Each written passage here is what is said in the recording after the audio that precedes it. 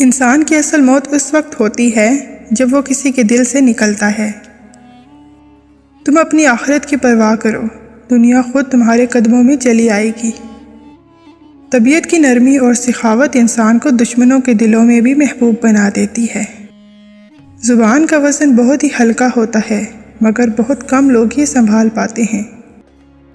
جو شخص خدا کی فرما برداری کو اپنا سرمایہ سمجھتا ہے، اس کو تجارت کے بغیر نفع ملتا ہے۔ باپ کی موجودگی سورج کی مانند ہے، جو گرم ضرور ہوتا ہے لیکن اگر نہ ہو تو اندھیرا چھا جاتا ہے۔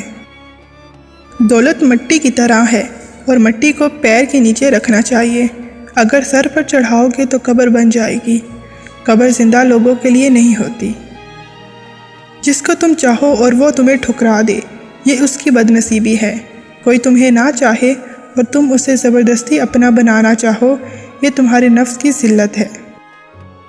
اپنی سوچ کو پانی کے قطروں سے بھی زیادہ شفاف رکھو، کیونکہ جس طرح قطروں سے دریا بنتا ہے، اسی طرح سوچوں سے ایمان بنتا ہے۔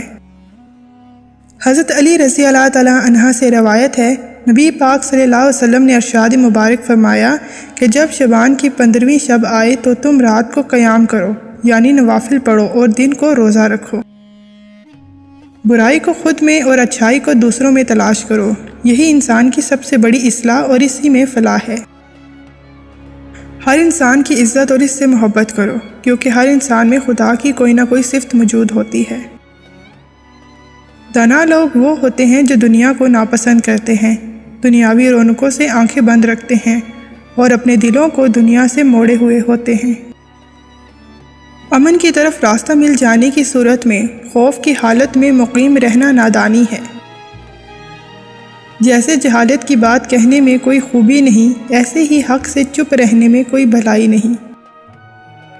دولت مندی کی مستی سے خدا کی پناہ مانگو، یہ ایک ایسی لمبی مستی ہے کہ اس سے بہت دیر میں ہوش آتا ہے۔